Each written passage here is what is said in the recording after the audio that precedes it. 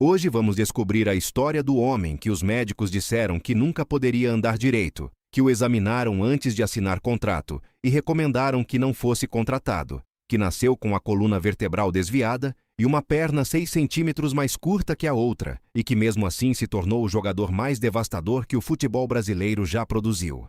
A história de Manuel Francisco dos Santos, o Garrincha. O homem que enganou capitães, defensores, treinadores e até médicos durante toda a vida, porque a única coisa que ele nunca deixou ninguém enganar foi a bola. Quando você terminar de assistir esse vídeo, vai entender por que os torcedores do Botafogo ainda hoje choram quando ouvem o nome dele. Porque Pelé disse que Garrincha era o único jogador do mundo superior a ele. E porque uma vida que começou na miséria absoluta de um vilarejo do interior fluminense, terminou da maneira mais trágica e desnecessária possível. Vamos começar. Manuel Francisco dos Santos nasceu em 28 de outubro de 1933 em Pau Grande, um pequeno vilarejo do município de Magé, no estado do Rio de Janeiro. Pau Grande não era uma cidade. Era um aglomerado de casas construídas em volta de uma fábrica têxtil, a Companhia América Fabril, que empregava praticamente todos os moradores do lugar e definia os ritmos de vida de cada família. O pai de Manuel, Amaro Francisco dos Santos, era funcionário da fábrica e alcoólatra crônico. A mãe, Maria Carolina dos Santos, cuidava dos filhos e sobrevivia com o salário mínimo que Amaro trazia para casa, quando não tinha bebo o dinheiro antes de chegar. Era o Brasil profundo dos anos 30 e 40, onde a pobreza não era exceção, era a condição natural de existência. Manuel nasceu com deformidades físicas severas que teriam sido em qualquer outra história, o fim antes do começo. A coluna vertebral tinha um desvio que causava dor crônica na lombar. O joelho esquerdo torcia para dentro. E o mais notável de tudo, a perna esquerda era 6 centímetros mais curta que a direita. Quando ele andava, o corpo balançava de um lado para o outro de uma maneira característica que qualquer pessoa que o visse uma vez não esquecia mais. Mas Manuel não andava muito. Manuel corria, e quando corria com uma bola no pé, o desequilíbrio que parecia um defeito se transformava na arma mais letal que um defensor poderia enfrentar. Na infância em Pau Grande, Manuel jogava futebol descalço nas várzeas de terra batida, ao redor das casas dos operários da fábrica. Jogava com bolas de meia, com laranjas, com qualquer coisa que pudesse ser chutada. Aos 10 anos já era o melhor do vilarejo. Aos 15 já era o melhor da região. Mas ninguém de fora de Pau Grande sabia quem ele era. Ele era invisível para o resto do Brasil. Era só mais um menino pobre do interior, filho de um bêbado, trabalhando na mesma fábrica do pai desde os 15 anos para ajudar em casa. A vida inteira que o esperava já estava mapeada. Fábrica, família, pobreza, morte. Era o destino de todo mundo em Pau Grande. O que mudou tudo foi o time de futebol da fábrica. A Companhia América Fabril tinha um time que disputava campeonatos amadores regionais, e Manuel foi convocado ainda adolescente. Foi nesses campos amadores que um olheiro do Botafogo de Futebol e Regatas, um dos clubes mais tradicionais do Rio de Janeiro, ouviu falar de um menino estranho, corcunda, de pernas tortas, que dribla todo mundo e ninguém consegue pegar. Foram necessárias várias tentativas para convencer a diretoria do Botafogo a dar uma chance a alguém com aquele histórico físico. Mas, finalmente, em 1953, Manuel foi ao Rio de Janeiro fazer um teste. O que aconteceu nesse teste virou lenda. Antes de ir para o campo, a diretoria do Botafogo mandou o jovem de 19 anos passar por uma avaliação médica. Os médicos do clube examinaram a coluna, as pernas, o joelho torto e emitiram um laudo formal. O laudo dizia que o atleta apresentava deformidades físicas incompatíveis com a prática profissional de futebol de alto rendimento e que sua contratação representava um risco. Em outras palavras, não contratem esse menino. Felizmente para o futebol brasileiro, o Botafogo ignorou o laudo. Manuel foi para o campo, e em questão de minutos, os olheiros que estavam assistindo perceberam que os médicos não tinham examinado a coisa certa. Eles tinham examinado as pernas, mas as pernas eram um instrumento. O que os médicos não conseguiam medir com nenhum aparelho era o que acontecia no espaço entre o cérebro de Manuel e a bola. Ele via o campo de uma maneira que nenhum outro jogador via. Ele entendia o espaço, o tempo, o movimento do defensor, antes que qualquer coisa acontecesse. E com essa compreensão antecipada, ele usava as pernas tortas para criar um movimento de drible tão irregular, tão imprevisível, tão absolutamente ilógico, que era simplesmente impossível de defender. O Botafogo o contratou imediatamente. Foi no Botafogo que Manuel Francisco dos Santos virou Garrincha.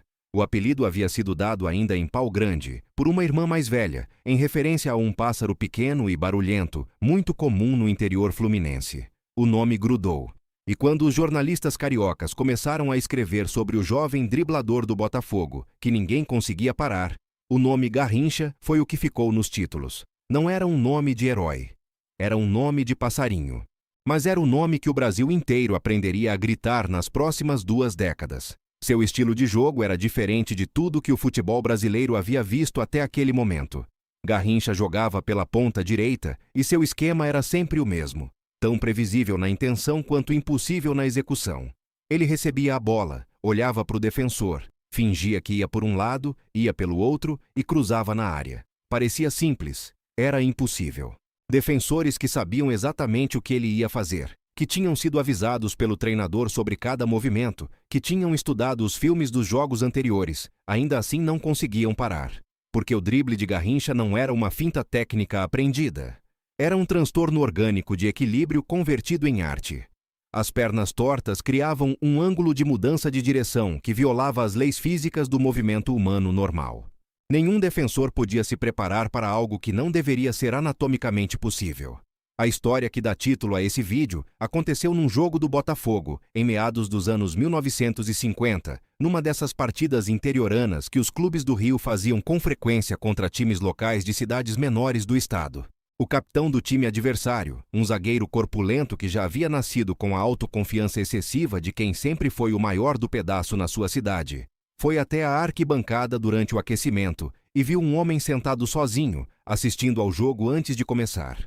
O homem era miúdo, de constituição frágil, de postura encurvada. O capitão, querendo impressionar os torcedores locais, se aproximou e fez uma aposta pública. Pagaria uma rodada de cerveja para todo mundo na arquibancada, se aquele homem magricela ali conseguisse driblar qualquer um do seu time por 30 segundos. O homem aceitou. A aposta foi firmada em voz alta. Os torcedores riram. O capitão voltou para o campo satisfeito consigo mesmo. Quando o jogo começou e os times foram apresentados, o capitão olhou para o campo e percebeu que o homem magricela da arquibancada estava usando a camisa número 7 do Botafogo. Era Garrincha. Naquela tarde, Garrincha deu 8 dribles no capitão, 3 no outro zagueiro, cruzou 5 bolas na área, participou de 2 gols e saiu do campo aplaudido por torcedores de ambos os lados. Pagou também, junto com o capitão humilhado, a rodada de cerveja que tinha sido apostada. Porque Garrincha era assim. Não guardava rancor. O jogo era alegria, a humilhação era parte da brincadeira, e a cerveja era sempre bem-vinda. Esse episódio captura algo fundamental no caráter de Garrincha que o tornava diferente de qualquer outro craque de sua geração. Ele não jogava para dominar. Ele jogava para se divertir. Ele não encarava o futebol como uma guerra ou como uma demonstração de superioridade. Ele encarava como uma gincana, como uma brincadeira de criança nos campos de terra de Pau Grande, onde o objetivo não era vencer, mas ver o que é possível fazer com uma bola e 2 pés. Essa leveza era ao mesmo tempo seu maior dom e, como veremos, a raiz de toda a sua tragédia pessoal. Na seleção brasileira, Garrincha se tornou parte de um dos maiores times que o futebol já produziu. A Copa do Mundo de 1958, na Suécia, foi a primeira vez que o Brasil ganhou um título mundial. Garrincha foi fundamental, mas foi Pelé quem roubou os holofotes com seus gols espetaculares e sua idade de apenas 17 anos. 4 anos depois, na Copa do Mundo de 1962, no Chile, a situação se inverteu completamente. Pelé se machucou na segunda rodada e ficou fora do torneio. O Brasil continuou, e quem carregou o time foi Garrincha. Gol contra a Inglaterra, 2 gols contra o Chile nas quartas de final. Garrincha foi eleito o melhor jogador da competição. Em toda a história da Copa do Mundo de 1962, ele não perdeu um único jogo em que entrou em campo. Nenhum. O Brasil ganhou o campeonato. E a lista de artilheiros foi encabeçada por Garrincha e Vavá, ambos do Botafogo, com 4 gols cada. Garrincha voltou ao Brasil como o maior herói do esporte nacional. Pelé reconheceu publicamente. Em 1962, Garrincha foi melhor do que eu. Com a fama veio o dinheiro, mas o dinheiro que chegou para Garrincha nunca foi o dinheiro que ele merecia. Essa é uma das injustiças estruturais mais documentadas da história do futebol brasileiro. Na década de 1950 e 1960, Os atletas profissionais no Brasil não tinham nenhum mecanismo jurídico para negociar seus contratos. Os clubes pagavam o que queriam. E o que queriam pagar a um menino pobre do interior, sem instrução formal, sem agente, sem advogado, sem qualquer noção do que seu talento valia no mercado, era o mínimo possível. O Botafogo pagava a Garrincha um salário fixo mensal que na época parecia generoso para alguém que vinha de onde ele vinha, mas que era uma fração mínima do que o clube faturava com a presença dele nos campos. Ainda assim, nos anos de apogeu, entre 1958 e 1966, Garrincha vivia bem acima do padrão médio dos brasileiros. Alugou e depois comprou uma casa no bairro do Jacarepaguá, no Rio de Janeiro, que era espaçosa para os padrões da época. A casa tinha 4 quartos, jardim com árvores frutais, garagem para 2 carros e uma sala ampla onde Garrincha recebia amigos, jogadores, funcionários do clube e qualquer pessoa que batesse na sua porta, porque a porta de Garrincha nunca estava fechada para ninguém. Ele era incapaz de negar qualquer pedido. Qualquer amigo que precisasse de dinheiro emprestado recebia. Qualquer conhecido que precisasse de um lugar para dormir ficava. Qualquer pessoa que chegasse perto dele com uma história triste, saía com os bolsos cheios. Seus carros eram motivo de orgulho e de histórias que ainda circulam entre os mais velhos do Botafogo. Garrincha tinha uma paixão por automóveis que rivalizava com sua paixão pela bola. Nos anos 1960, circulava por Jacarepaguá em um Volkswagen Karmann, guia cor de vinho, um dos carros mais bonitos e desejados do Brasil naquele período, que à época custava o equivalente a 2 anos de salário de um operário. Depois veio um Cinca Chambord, importado da França, que ele exibia com orgulho nas ruas do Rio e estacionava na entrada do estádio Maracanã, nos dias de jogo, levantando comentários de todo o estacionamento. Mais tarde, já nos anos de maior prestígio após a Copa de 1962, chegou a ter um Ford Galaxy, o carro americano que os endinheirados do Brasil da época usavam como símbolo máximo de status, com motor V8 e interior em couro, que rugiam juntos cada vez que Garrincha pisava no acelerador pelas estradas do estado do Rio. Mas Garrincha não sabia guardar dinheiro. Não tinha como saber. Ninguém havia lhe ensinado. Sua família nunca havia tido dinheiro suficiente para ser poupado. Sua visão de mundo foi formada em Pau Grande, onde você gastava o que ganhava porque amanhã sempre poderia ser pior. Cada cruzeiro que entrava pelos contratos do Botafogo e pelos prêmios da seleção saía com a mesma velocidade pela porta das generosidades, das rodadas de bar, dos amigos que precisavam, dos desconhecidos que pediam. E havia a cachaça. O álcool havia sido uma presença constante na casa de Garrincha desde a infância, herdado da figura do pai que bebia a semana inteira. Garrincha começou a beber cedo e bebeu cada vez mais à medida que a carreira avançava. Nos anos de glória, o álcool era gerenciável pelos compromissos e pela disciplina imposta pelos treinos.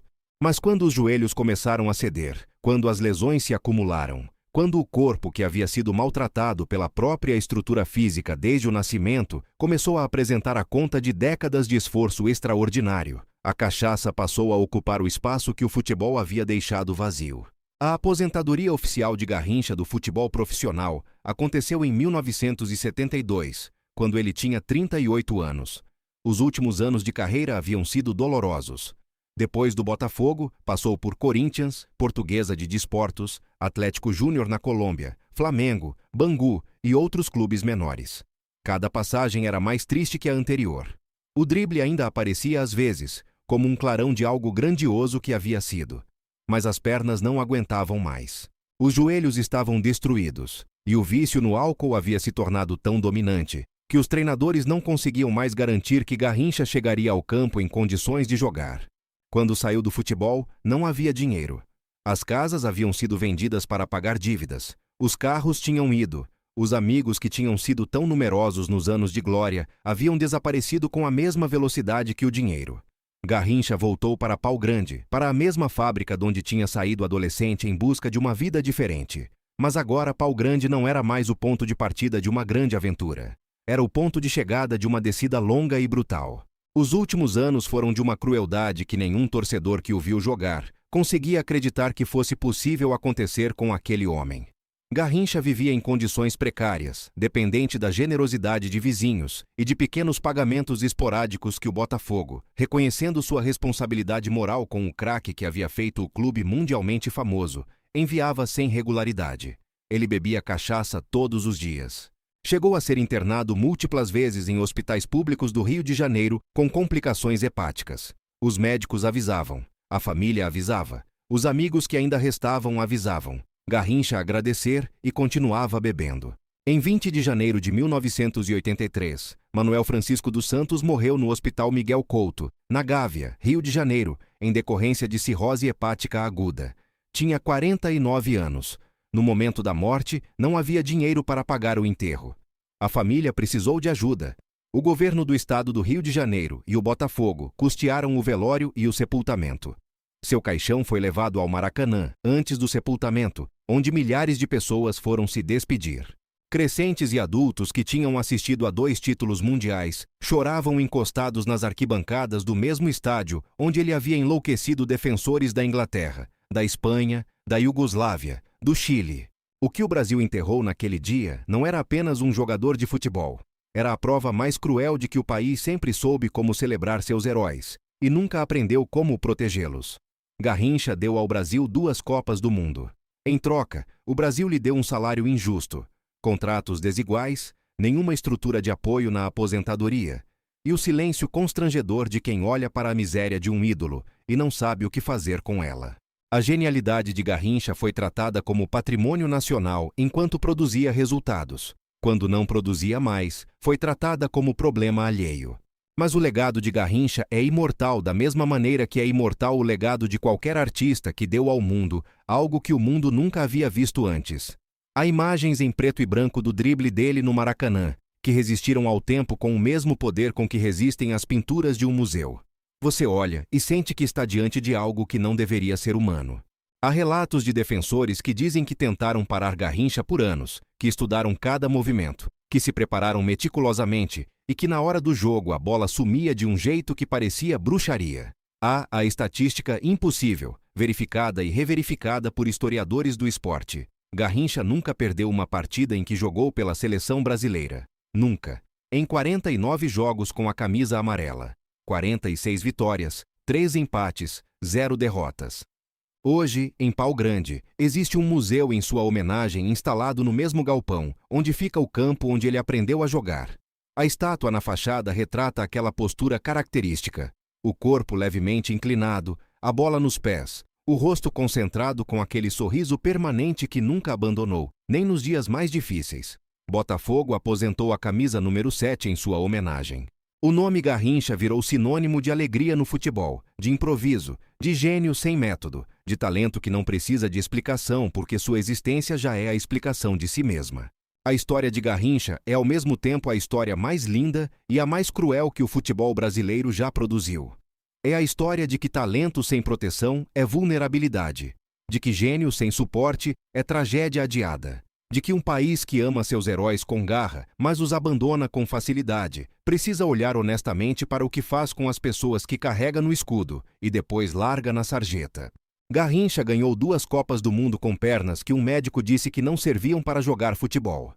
Imagina o que ele poderia ter feito com um contrato justo, um agente competente, um sistema de apoio na aposentadoria e uma família que não herdou a maldição do álcool. O capitão que o desafiou naquela arquibancada, sem saber quem era, pagou uma rodada de cerveja naquela tarde. O Brasil levou décadas para pagar o que devia a Garrincha. E quando finalmente percebeu o tamanho da dívida, o Garrincha já não estava mais aqui para receber,